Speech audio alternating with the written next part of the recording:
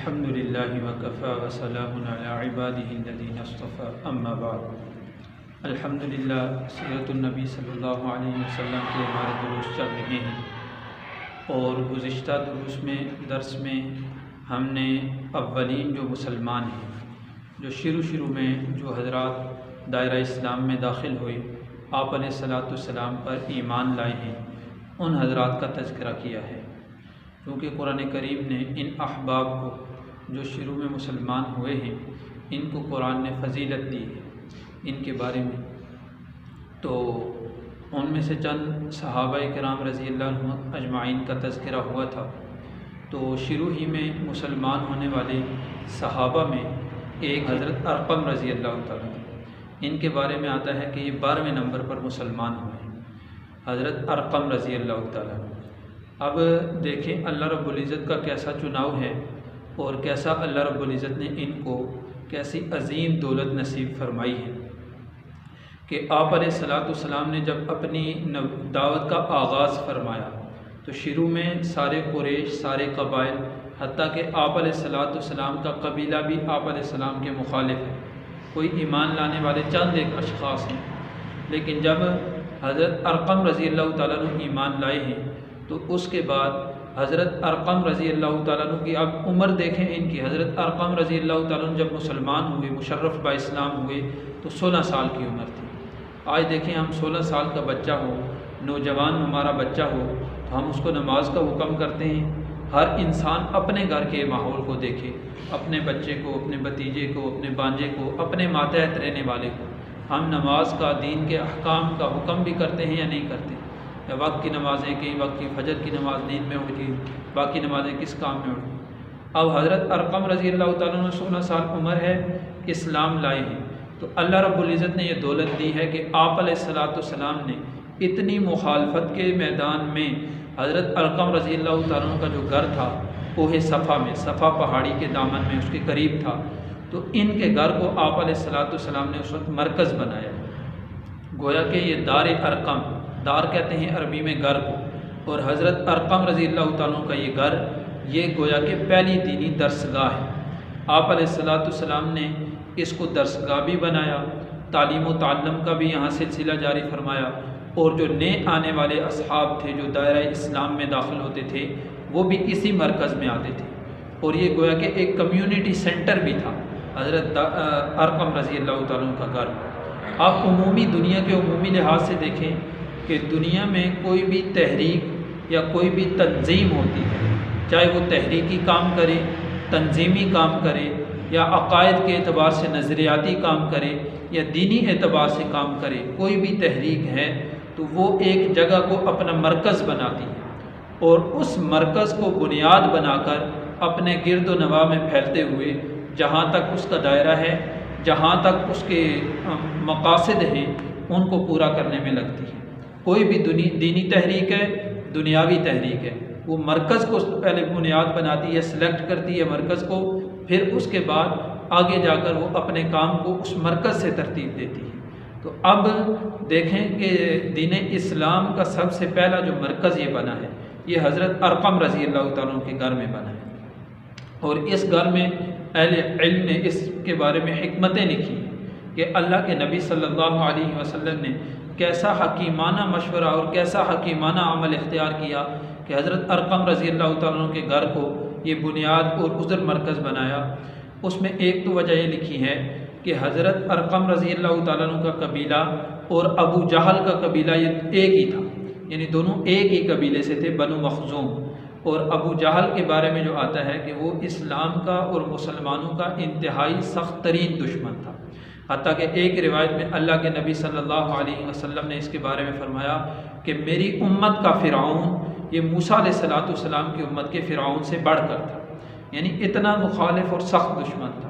تو اب ان کے قبیلے کے ایک فرد کے گھر میں اللہ کے نبی صلی اللہ علیہ وسلم نے مرکز بنایا ہے، اس سے عمومی طور پر جو لوگ ہیں ان کے ذہن میں یہ بات، یہ گمان نہیں ہو سکتا تھا کہ اس جگہ مسلمانوں کا مرکز ہو سکتا ہے، کیونکہ اس وقت جو مشہور جو صحابہ تھے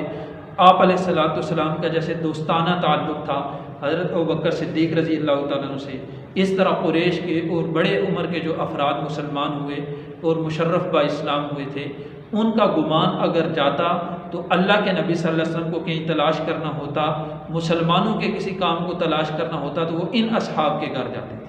جیسے ہجرت کے واقعے کو آپ دیکھیں کہ ہجرت جب آپ علیہ السلام نے فرمائی تو سب سے پہلے کفار نے حضرت ابوبکر صدیق رضی اللہ تعالیٰ کے گھر میں آپ علیہ السلام کے گھر کے بعد پتہ کیا۔ تو اس طرح ان کا گمان ان کے گھر کی طرف تو جا سکتا تھا، لیکن حضرت ارقم رضی اللہ تعالیٰ عنہ کے گھر کی طرف ان کا گمان نہیں جا سکتا تھا۔ اور دوسری وجہ یہ تھی کہ حضرت ارقم رضی اللہ تعالیٰ عنہ چونکہ اس وقت عمر میں 16 سال کی عمر ہے، تو اب 16 سال کا نوجوان یہ اگر تحریکوں اور تنظیموں کے جو مایہ ناز شخصیات ہوتی ہیں اور تحریکوں اور تنظیموں میں جو شخص انتہائی تجربہ کار اور ماہر ہوتے ہیں ان سے اگر پوچھا جائے تو ان کی یہ رائے ہوتی ہے کہ اس نوجوان کو اگر نوجوانی میں ذہن سازی کی جائے تو نوجوانی کی ذہن سازی یہی ذہن سازی کام لے سکتی ہے۔ آج آپ مختلف تحریکیں دنیا میں چل رہی ہیں، کچھ اسلام کے حامی تحریکیں ہیں اسلام کے عمل پر، اسلام کے پھیلانے میں، اور کچھ تحریکیں ایسی ہیں جو اسلام کو آہستہ آہستہ کر کے کمزور کر کے مسائل کو، دلائل کو، عبادات کو، ان کے بارے میں شکوک و شبہات پیدا کرنے والی تحریک۔ اب یہ جو افراد ہوتے ہیں ان کا اگر آپ دیکھیں کہ جس چیز پر ٹارگٹ ہوتا ہے جس کو آپ کہیں اور جو چیز بنیاد ہوتی ہے وہ نوجوان نسل کو یہ قابو کرتے ہیں، کیونکہ آج کا نوجوان اگر قابو ہو گیا تو کل یہی باپ بنے گا، کل یہی والدین بنیں گے، پھر ان کی اولاد تو قبضے میں ہی آئے گی۔ آج کا نوجوان قابو ہو گیا تو اس کے گرد و نواح جتنے بھی ہیں، اس کے دوست ہیں، اس کے حلقہ احباب ہیں، اور کل جا کر وہ گھر کا سربراہ بنے گا تو ایک بندے پر محنت کرنے سے اتنے افراد اس کے ہاتھ میں آتے ہیں۔ تو یہ تنظیموں اور تحریکوں کا یہ ہدف ہوتے ہیں نوجوان آج کے دور میں۔ تو حضرت ارقم رضی اللہ تعالیٰ عنہ دیکھیں 16 سال کی عمر ہے، تو اب اس وقت کے جو مشرکین تھے ان کے ذہن و گمان میں یہ بات نہیں جا سکتی تھی کہ ایسا نوجوان شخص کہ وہ اتنے عالی کام کی جس کام نے پوری دنیا میں پھیلنا ہے اس کی بنیاد بن رہا ہے، تو یہ ایک ان کے گمان میں وہم و گمان تک یہ بات نہیں پہنچ سکتی تھی۔ تو ایسا اللہ کے نبی صلی اللہ علیہ وسلم نے حکیمانہ اقدام کیا، اور یہ حضرت ارقم رضی اللہ تعالیٰ کے گھر کو اللہ کے نبی صلی اللہ علیہ وسلم نے جب مرکز قائم کیا، اس کے بعد جتنے بھی حضرات مشرف با اسلام ہوتے، جو حضرات بھی دائرہ اسلام میں داخل ہوتے، تو وہ حضرت ارقم رضی اللہ تعالیٰ عنہ کے گھر میں اللہ کے نبی صلی اللہ علیہ وسلم کی خدمت میں حاضر ہوتے، اور آپ علیہ السلام ان کو تبلیغ فرماتے، ان کو واعظ و نصیحت فرماتے، تو وہ پھر آپ علیہ السلام کے ہاتھ پر مشرف با اسلام ہوتے۔ اب حضرت ارقم رضی اللہ تعالیٰ عنہ کے بعد ایک تذکرہ آتا ہے، ایک صحابی ہیں حضرت مصعب بن عمیر رضی اللہ تعالیٰ عنہ۔ یہ حضرت مصعب رضی اللہ تعالیٰ عنہ کون ہیں؟ یہ مکہ مکرمہ میں اپنے والدین کے انتہائی لاڈلے بیٹے تھے، یعنی ان کی والدہ کے بارے میں آتا ہے کہ ان کو یہ فکر ہوتی تھی، عمومی طور پر دیکھا جائے تو جتنی بھی مائیں ہیں وہ اپنے بچے کو صاف ستھرا رکھنے میں، بچے کا خیال رکھنے میں انتہائی دلچسپ اور انتہائی آگے ہوتی ہیں، ہر اعتبار سے باقی کاموں کی دیکھ بھال کے ساتھ ساتھ اگر دیکھا جائے تو اولاد کے ساتھ لگن زیادہ ہوتی ہے۔ تو اب حضرت مصعب بن عمیر رضی اللہ تعالیٰ عنہ کی جو والدہ ہیں ان کے بارے میں آتا ہے کہ ان کی یہ لگن رہتی تھی کہ ان کا بچہ سب سے اچھا کپڑا پہنے، یعنی مکہ مکرمہ میں تمام بچوں میں سب سے عمدہ لباس میرے بچے کا ہو اور سب سے زیادہ مہکنے والی خوشبو یہ میرا بیٹا ہے۔ تو یہ حضرت مصعب بن عمیر رضی اللہ تعالیٰ عنہ انتہائی ناز و نعمت میں یہ پلے تھے۔ آپ علیہ السلام ارشاد فرماتے ہیں کہ میں نے حضرت مکہ مکرمہ میں انتہائی لمبے بالوں والا اور انتہائی ناز و نعم میں پلنے والا، یعنی عمدہ کپڑوں والا اور اچھی خوشبو والا نوجوانوں میں حضرت مصعب بن عمیر رضی اللہ تعالیٰ سے بڑھ کر کوئی نہیں دیکھا، یعنی ایسی ان کی یہ چال چلن تھی اور ایسے ناز و نعم میں پلے تھے۔ تو جب اسلام لے آئے تو شروع میں تو اسلام کو چھپا کے رکھا، کیونکہ اس وقت کا دور یہی تھا، تو شروع میں اپنے اسلام کو چھپا کے رکھا۔ پھر ایک مرتبہ عبادت کر رہے تھے، نماز پڑھ رہے تھے، تو ان کو ایک صاحب نے نماز پڑھتے ہوئے دیکھ لیا، اور نماز پڑھتے ہوئے جب دیکھ لیا تو انہوں نے اہل محلہ کو اور ان کے قبیلے کو بتا دیا کہ حضرت مصعب جو ہیں یہ بھی دین اسلام اختیار کر چکے ہیں۔ تو چونکہ شروع میں تکالیف کا دور تھا تو اس وقت ان کے گھر والوں نے حضرت مصعب رضی اللہ تعالیٰ کو قید میں ڈال دیا، ان کو قید کر دیا۔ جب حضرت مصعب رضی اللہ تعالیٰ کو قید میں ڈالا تو بعد میں جب ایک موقع آیا تو حضرت مصعب رضی اللہ تعالیٰ نے موقع پاتے ہوئے کچھ لوگ مکہ مکرمہ میں سے جو مدینہ طیبہ کی طرف ہجرت ہوئی ہے، اس سے پہلے مسلمانوں نے حبشہ کی طرف بھی 2 ہجرتیں کی ہیں، تو ان میں سے جب حبشہ کی طرف مسلمان ہجرت کر کے جا رہے تھے تو حضرت مصعب رضی اللہ تعالیٰ عنہ وہاں بیڑیوں سے قید سے چھپ کر نکلے، اور جو حبشہ کی طرف ہجرت کرنے والے مہاجرین سے ان کے ساتھ حضرت مصعب رضی اللہ تعالیٰ نے حبشہ کی ہجرت فرمائی، اور پھر حبشہ کی ہجرت جب فرمائی تو چند عرصہ وہاں رہ کر واپس پھر مکہ مکرمہ میں تشریف لائے، اور پھر آپ علیہ الصلاۃ والسلام نے یہ فرمایا کہ جب مدینہ طیبہ کے لوگوں نے آپ علیہ الصلاۃ والسلام کے ہاتھ پر بیعت کی تھی، بیعت اولا یعنی پہلی بیعت، تو اس پر آپ صلی اللہ علیہ وسلم نے انہی کو بطور امام بنا کر اور بطور ان کے دینی امور کو دینی تعلیم سکھانے والا بنا کر ان کو ان کے ساتھ روانہ کیا تھا۔ تو یہ مدینہ طیبہ میں تشریف لے گئے اور وہاں جا کر انہوں نے خوب محنت کی، اور ادھر محنت کر کے مختلف لوگوں کے دروازے پر جا کر دین کی دعوت دے کر، دین کی دعوت پھیلا کر انہوں نے ایسی محنت کی کہ جب اگلے سال، یعنی دیکھیں ابھی بالکل دین اسلام نیا ہے، یعنی ابھی مدینہ طیبہ میں دین اسلام پہنچ جانے والے اللہ کے نبی صلی اللہ علیہ وسلم کے یہ صحابی ہیں، تو وہاں ابھی نیا اسلام گیا ہے، یہ لے کر گئے ہیں۔ تو اگلے سال جب وہی مدینہ کے لوگ جب اللہ کے نبی صلی اللہ علیہ وسلم سے انہوں نے بیعت کی، دوسری بیعت، تو اس وقت 70 افراد وہ تھے جو حضرت مصعب بن عمیر رضی اللہ تعالیٰ کی دعوت پر مسلمان ہوئے تھے، اور اگلی دفعہ آ کر اللہ کے نبی صلی اللہ علیہ وسلم کے مبارک ہاتھ پر ان لوگوں نے بیعت کی تھی۔ تو ایسی حضرت مصعب رضی اللہ تعالیٰ نے جا کر محنت کی۔ تو اب آپ علیہ الصلاۃ والسلام خود مکہ مکرمہ میں ابھی ہجرت نہیں فرمائی، حضرت مصعب رضی اللہ تعالیٰ کو وہاں بھیجا۔ پھر حضرت مصعب رضی اللہ تعالیٰ بعد میں ایک سفر میں واپس آئے، تو جب آپ علیہ الصلاۃ والسلام کی ہجرت کا سفر تھا، اس ہجرت کے سفر کے چند دن پہلے 10-12 دن پہلے حضرت مصعب رضی اللہ تعالیٰ عنہ پھر مدینہ طیبہ میں تشریف لے گئے۔ تو یہ حضرت مصعب بن عمیر رضی اللہ تعالیٰ عنہ بچپن میں تو انتہائی ناز و نعم میں پلے تھے، لیکن حضرت علی رضی اللہ تعالیٰ عنہ فرماتے ہیں کہ ایک مرتبہ اللہ کے نبی صلی اللہ علیہ وسلم تشریف فرما ہیں کہ سامنے سے حضرت مصعب بن عمیر رضی اللہ تعالیٰ عنہ گزرے، تو حضرت مصعب بن عمیر رضی اللہ تعالیٰ عنہ پر جب اللہ کے نبی صلی اللہ علیہ وسلم کی نگاہ پڑی تو ان کے کپڑوں پر پیوند لگے ہوئے دیکھے، اور چمڑے کے پیوند لگے ہوئے دیکھے۔ تو حضرت علی رضی اللہ تعالیٰ عنہ فرماتے ہیں کہ اللہ کے نبی صلی اللہ علیہ وسلم کی مبارک آنکھوں میں آنسو آ گئے، یعنی آپ علیہ الصلاۃ والسلام نے ایک طرف حضرت مصعب رضی اللہ تعالیٰ عنہ کی یہ زندگی دیکھی، اور دوسری طرف حضرت مصعب رضی اللہ تعالیٰ عنہ کا وہ بچپنا اور وہ ناز و نعم میں پلنے کا احساس کیا۔ تو حضرت مصعب رضی اللہ تعالیٰ عنہ کو یہ سوچ کر اللہ کے نبی صلی اللہ علیہ وسلم کی مبارک آنکھوں میں آنسو آ گئے۔ تو ایسی یعنی اپنا سب کچھ جو تھا ناز و نعم میں، ہر طرح کی چیزیں، دنیاوی اعتبار سے کوئی دقت نہیں تھی، ہر طرح کی چیزیں موجود تھی، لیکن پھر بھی دین اسلام کو قبول کیا، اتنی تکالیف برداشت کی، لیکن دین اسلام کو نہیں چھوڑا۔ تو ایسی ان صحابہ کی اللہ رب العزت نے دینی جذبہ اور اسلامی حمیت عطا فرمائی تھی۔ ان کے ساتھ ساتھ ابتدائی مسلمانوں میں دیکھیں تو ایک ذکر ملتا ہے حضرت جعفر رضی اللہ تعالیٰ عنہ کا۔ یہ حضرت جعفر رضی اللہ تعالیٰ عنہ کون ہیں؟ یہ آپ علیہ الصلاۃ والسلام کے چچا حضرت ابو طالب کے بیٹے ہیں، اور حضرت علی رضی اللہ تعالیٰ عنہ کے حقیقی بھائی ہیں۔ تو اب دیکھیں کہ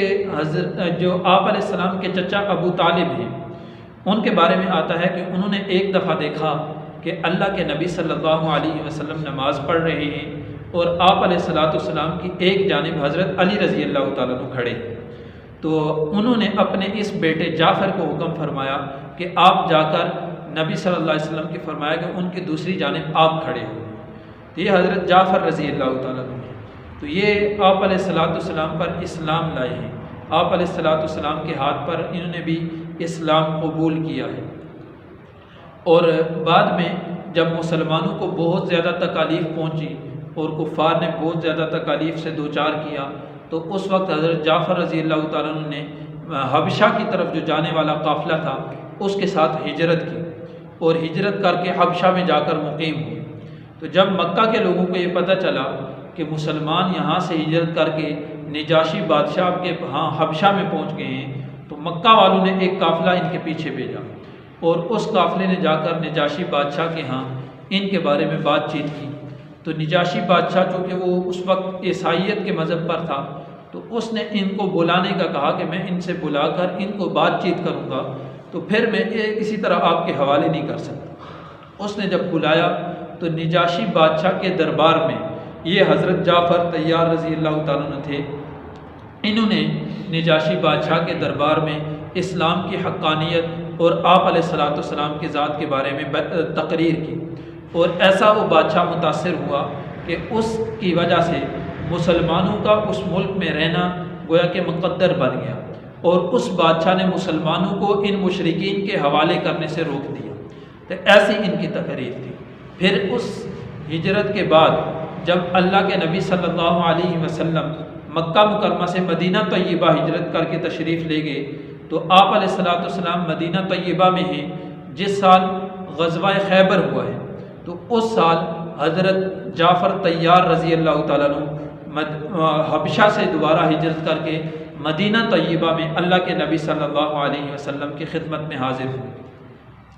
تو اس وقت اللہ کے نبی صلی اللہ علیہ وسلم ان سے جب ملاقات ہوئی تو اللہ کے نبی صلی اللہ علیہ وسلم نے ارشاد فرمایا کہ مجھے یہ سمجھ نہیں آ رہی کہ مجھے اس فتح کی زیادہ خوشی ہے یا حضرت جعفر رضی اللہ تعالیٰ عنہ کے لوٹنے کی زیادہ خوشی ہے۔ یعنی ایک طرف مسلمان غزوے سے فتح یاب ہو کر واپس لوٹے ہیں، تو ظاہر ہے مسلمان جب فتح ہو جائے تو انسان کو خوشی ہوتی ہے۔ تو اللہ کے نبی فرما رہے ہیں کہ اب اس غزوے کی خوشی بھی ہے، یعنی اس فتح کی جو مسلمانوں کو فتح نصیب ہوئی ہے اس کی خوشی بھی ہے، اور دوسری طرف جو حضرت جعفر رضی اللہ تعالیٰ عنہ تشریف لائے ہیں تو ان کی آمد کی خوشی بھی ہے۔ اب مجھے سمجھ نہیں آ رہی کہ مجھے اس جہاد میں جو فتح ہوئی ہے اس کی زیادہ خوشی ہے یا حضرت جعفر رضی اللہ تعالیٰ عنہ کے آنے کی زیادہ خوشی ہے۔ ایسے اللہ کے نبی صلی اللہ علیہ وسلم ان سے خوش ہوئے۔ اور پھر انہی صحابہ میں، شروع کے صحابہ میں جو شروع میں مسلمان ہوئے ہیں، انہی میں ایک نام ملتا ہے حضرت عبد الرحمن بن عوف رضی اللہ تعالیٰ عنہ۔ یہ حضرت عبد الرحمن بن عوف رضی اللہ تعالیٰ عنہ، ان کا زمانہ جاہلیت میں ان کا نام عبد العمر تھا، لیکن جب یہ مشرف با اسلام ہوئے تو اللہ کے نبی صلی اللہ علیہ وسلم نے ان کا نام عبد الرحمن رکھا۔ اور حدیث مبارک میں آتا ہے اللہ کے نبی صلی اللہ علیہ وسلم نے ارشاد فرمایا کہ اللہ کے ہاں سب سے محبوب دو نام ہیں، جو بندوں کے نام رکھے جاتے ہیں ان میں دو نام اللہ کو سب سے زیادہ محبوب ہیں، ایک عبد الرحمن اور ایک عبداللہ، کیونکہ یہ دونوں اللہ رب العزت کی نام کی طرف نسبت کر کے انسان کا نام ہے، تو یہ اللہ تعالیٰ کو بہت محبوب ہے۔ تو یہ حضرت عبد الرحمن بن عوف رضی اللہ تعالیٰ عنہ یہ جب مسلمان ہوئے تو بعد میں اللہ کے نبی صلی اللہ علیہ وسلم کے ساتھ مختلف غزوات میں انہوں نے شرکت کی، اور ایک غزوے کے موقع پر اللہ کے دومت الجندل میں جب آپ علیہ الصلوۃ والسلام نے ان کو بھیجا تو اللہ کے نبی صلی اللہ علیہ وسلم نے اپنے دست مبارک سے ان کے مبارک سر پر عمامہ باندھا، اور پھر ایک غزوے کے موقع پر جب جہاد میں مسلمان تھے تو ایک موقع ایسا آیا کہ جب نماز کا وقت ہو گیا تو اللہ کے نبی صلی اللہ علیہ وسلم اس مجلس میں تشریف فرمانا تھے، تو جب صحابہ نے نماز کی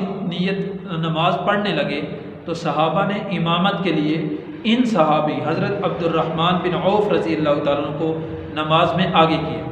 تو آپ علیہ الصلوۃ والسلام پیچھے سے تشریف لائے تو گویا کہ آپ علیہ الصلوۃ والسلام نے ایک رکعت ان کے پیچھے حضرت عبد الرحمن بن عوف رضی اللہ تعالیٰ عنہ کے پیچھے پڑھی ہے۔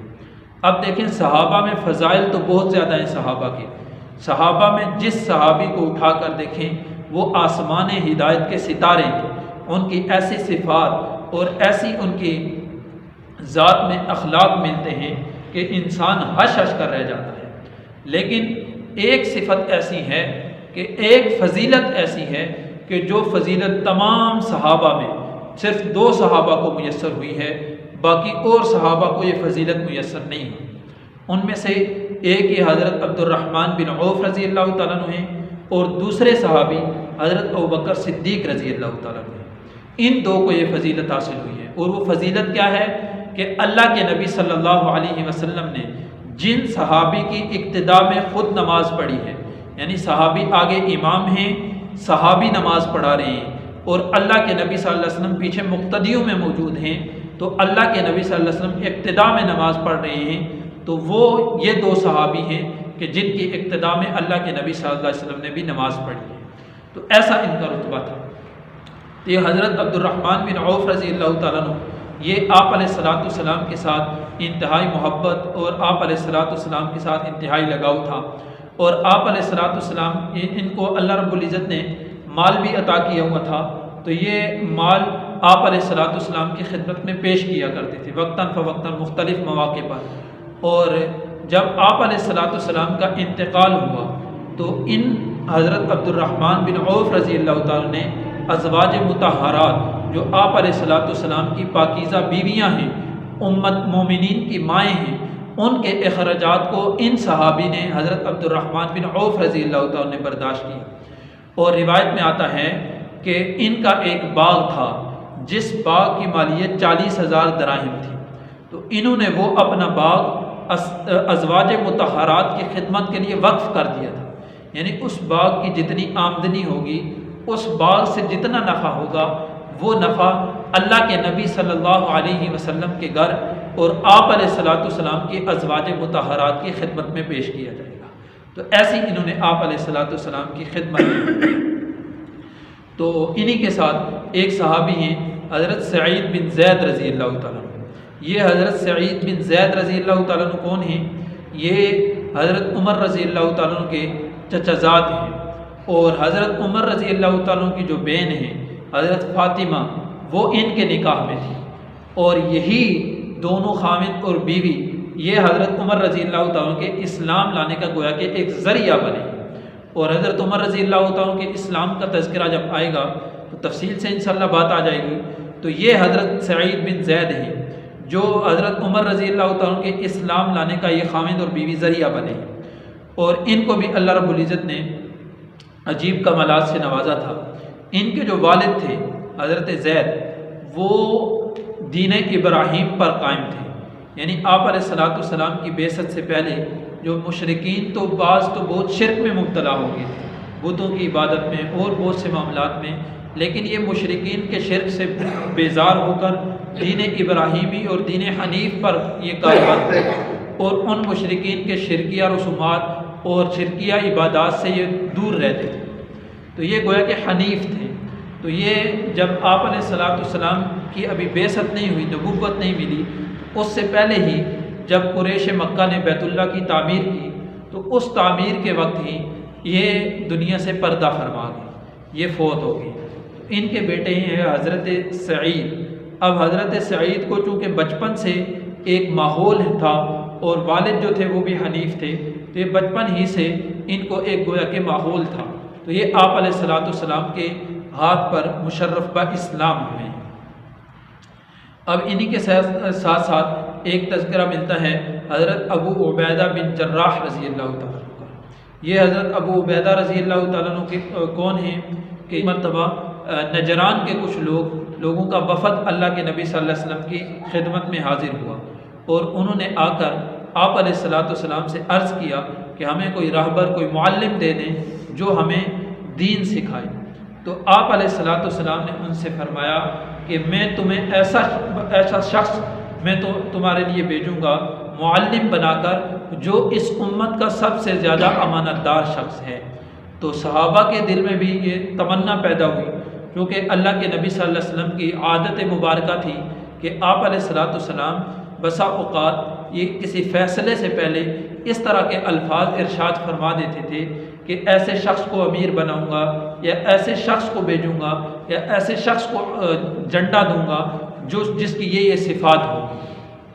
تو جب انہوں نے مطالبہ کیا تو حضرت آپ علیہ السلام نے فرمایا کہ ایسا شخص تمہیں دوں گا جو اس امت کا سب سے زیادہ امانت دار شخص ہوگا۔ تو صحابہ کے دل میں چونکہ اگر اس طرح کی تعریف اور اس طرح کے فضائل اللہ کے نبی صلی اللہ علیہ وسلم کی زبان اقدس سے سنیں، ہر انسان کا، صحابہ تو اللہ کے نبی کے ایک ایک لفظ پر مر مٹنے والے تھے، عام آج کا جو مسلمان ہے اس کی بھی یہ تمنا اور خواہش ہوتی ہے کہ اللہ کے نبی صلی اللہ علیہ وسلم کی اس تعریف کا اور اس فضیلت کا اور اس وعدے کا مصداق میں بنوں۔ بہرحال صحابہ کے دل میں تو عشق تھا اور تمنا تھی، تو تمنا تو ہوئی ہے، لیکن جب آپ علیہ الصلوۃ والسلام نے اس وفد کے ساتھ روانگی کا وقت جب طے کیا، معلم طے کیا، تو وہ معلم حضرت ابو عبیدہ بن جراح رضی اللہ تعالیٰ عنہ ہے۔ یہ حضرت ابو عبیدہ رضی اللہ تعالیٰ عنہ ہے۔ یہ حضرت ابو عبیدہ رضی اللہ تعالیٰ عنہ کون ہیں؟ آپ علیہ الصلوۃ والسلام کی دنیا سے پردہ فرمانے کے بعد اسلامی جہاد میں حضرت ابو عبیدہ رضی اللہ تعالیٰ عنہ کا بہت بڑا کارنامے ہیں۔ آج بھی دیکھیں کہ اللہ رب العزت نے یہ عجیب، اللہ رب العزت کی قدرت کا کرشمہ ہے کہ اللہ رب العزت نے اس وقت یہود کی کمر توڑنے کے لیے، اس وقت یہود کو پسپا کرنے کے لیے جو اسلام اور مسلمانوں کے دشمن بنے پھرتے تھے، اللہ رب العزت نے مسلمانوں کو، آپ علیہ الصلوۃ والسلام کو ایک کمانڈر عطا کیا تھا، اور اس کمانڈر کا نام ابو عبیدہ تھا، جس نے یہود کی نیندیں اڑا کر رکھی ہوئی تھی، اور جس نے یہود کو وہ پسپائی دکھائی تھی کہ جو وہ اسلام کے خلاف کرتے تھے ان نے اس کا منہ موڑ دیا تھا۔ اور آج بھی اللہ رب العزت نے یہود کی پسپائی کے لیے اور یہود کے مد مقابل سیسا پلائی ہوئی دیوار کے طور پر اللہ رب العزت نے آج بھی ابو عبیدہ کو چنا ہے۔ تو اس لیے یہ صحابہ کی صفات ہیں، اور نام کا انسان میں اثر ہوتا ہے۔ جو اہل علم اور اہل بصیرت افراد ہیں وہ یہ فرماتے ہیں کہ جو نام رکھا جاتا ہے اس نام کا اس شخص پر اثر بھی ہوتا ہے۔ تو دیکھیں صحابہ کا نام اگر ہم رکھیں گے تو کیسا صحابہ کے نام کا اثر ہے۔ اور پھر یہ جو صحابہ ہیں، چند صحابہ کا میں نے گزشتہ درس میں بھی تذکرہ کیا تھا، اور چند صحابہ آج کے درس میں 10 صحابہ ایسے ہیں کہ جن کو اللہ کے نبی صلی اللہ علیہ وسلم نے ایک ہی مجلس میں جنت کی بشارت دی ہے۔ اب عمومی طور پر اگر اللہ کا قانون دیکھیں تو قانون تو یہ ہے کہ اللہ رب العزت قیامت میں حساب کتاب کے بعد جس انسان کا جنت میں جانے کا فیصلہ ہوگا، اس کو جنت میں داخل کرنے کے بعد اللہ رب العزت اس کو ایک پروانہ یہ بھی دیں گے کہ آج کے بعد میں تجھ سے راضی ہوں، کبھی ناراض نہیں ہوگا، اور تو مجھ سے راضی ہے۔ یہ جنت میں جانے کے بعد مسلمان کو، عام انسان کو ملے گا۔ لیکن صحابہ وہ ہستیاں ہیں جن کو اللہ رب العزت نے بذات خود قرآن کریم میں بھی اور اپنے نبی صلی اللہ علیہ وسلم کی زبان اقدس سے بھی اسی دنیا میں رہتے ہوئے جنت کی بشارتیں اور خوشخبریاں سنائی۔ قرآن میں بھی موجود ہے، قرآن بارہا رضی اللہ عنہ و رضوا عنہ کہہ کر صحابہ کو پکارتا ہے، لیکن اللہ کے نبی صلی اللہ علیہ وسلم مختلف مواقع پر تمام صحابہ کو بھی اور فردن بھی ایک ایک صحابی کو بھی اللہ کے نبی صلی اللہ علیہ وسلم نے جنت کی بشارتیں اور آخرت کی بشارتیں دی ہیں۔ لیکن ایک مجلس میں جن 10 صحابہ کو اللہ کے نبی صلی اللہ علیہ وسلم نے جنت کی بشارت دی ہے، ان صحابہ کو عشرہ مبشرہ کہتے ہیں۔ عشرہ کہتے ہیں 10 کو، اور مبشرہ کہتے ہیں بشارت پانے والے۔ ان میں حضرت سیدنا ابو بکر صدیق، حضرت سیدنا عمر فاروق، حضرت سیدنا عثمان غنی، حضرت سیدنا علی المرتضیٰ، حضرت سیدنا ابو عبیدہ بن جراح، حضرت سیدنا عبد الرحمن بن عوف، حضرت سیدنا سعد بن ابی وقاص، حضرت سیدنا سعید بن زید رضی اللہ تعالی عنہ اجمعین ہیں۔ اب یہ 10 صحابہ ہیں، اور ان 10 صحابہ کو اللہ کے نبی صلی اللہ علیہ وسلم نے ایک ہی مجلس میں جنت کی بشارت دی ہے۔ اور پھر دیکھیں اللہ کا عجیب قدرت کا کرشمہ ظاہر ہوا کہ جب حضرت عمر رضی اللہ تعالیٰ عنہ جو دوسرے خلیفہ ہیں، ان کی وفات کا وقت جب قریب ہوا تو انہوں نے 6 صحابہ کی کمیٹی بنائی۔ اب ان سے پہلے دیکھیں کہ جناب سیدنا صدیق اکبر رضی اللہ تعالیٰ عنہ دنیا سے جا چکے ہیں۔ اب حضرت عمر رضی اللہ تعالیٰ عنہ نے 6 صحابہ کی کمیٹی بنائی، اور ان 6 کے 6 صحابہ وہ ہیں جو یہ عشرہ مبشرہ صحابہ میں سے ہیں۔ گویا کہ ایسی صلاحیت کے مالک ہیں کہ جو مسلمانوں کا بیڑا اٹھا سکتے ہیں، مسلمانوں کی قیادت کو سنبھال سکتے ہیں، اور مسلمانوں کی خلافت کے گویا کہ اہل لوگ ہیں۔ تو حضرت عمر رضی اللہ تعالیٰ نے ان کی صرف کمیٹی ہی نہیں بنائی بلکہ جب کمیٹی بنائی تو اس وقت یہ فرمایا کہ میں ان افراد کو اس کمیٹی میں شامل کیا ہے کہ اللہ کے نبی صلی اللہ علیہ وسلم جب دنیا سے رخصت ہوئے ہیں تو آپ علیہ الصلوۃ والسلام ان افراد سے راضی تھے، ان افراد کو میں اس کمیٹی کا ممبر بنا رہا ہوں۔ تو گویا کہ کمیٹی کا ممبر بنا کر یہ فرمایا تھا کہ تم آپس کے مشورے سے جس کو چاہو اپنا امیر اور خلیفہ مقرر کر لو۔ گویا کہ ہر ایک میں یہ اہلیت تھی۔ اس میں حضرت عثمان غنی رضی اللہ تعالیٰ عنہ تھے، حضرت علی المرتضیٰ رضی اللہ تعالیٰ عنہ تھے، حضرت زبیر بن عوام رضی اللہ تعالیٰ عنہ تھے، حضرت طلحہ بن عبید اللہ رضی اللہ تعالیٰ عنہ تھے، حضرت سعد بن ابی وقاص رضی اللہ تعالیٰ عنہ تھے۔ تو یہ افراد اس میں شامل تھے۔ تو عشرہ مبشرہ میں یہی ہیں، وہ چند نام میں نے ذکر کیے ہیں، غالباً حضرت زبیر بن عوام رضی اللہ تعالیٰ عنہ اور حضرت طلحہ بن عبید اللہ رضی اللہ تعالیٰ عنہ کا نام رہ گیا ہے۔ تو یہ 10 صحابہ ہیں جن کو اللہ کے نبی صلی اللہ علیہ وسلم نے جنت کی بشارت دی ہے۔ اس لیے ان صحابہ کے ایمان کو ماننا،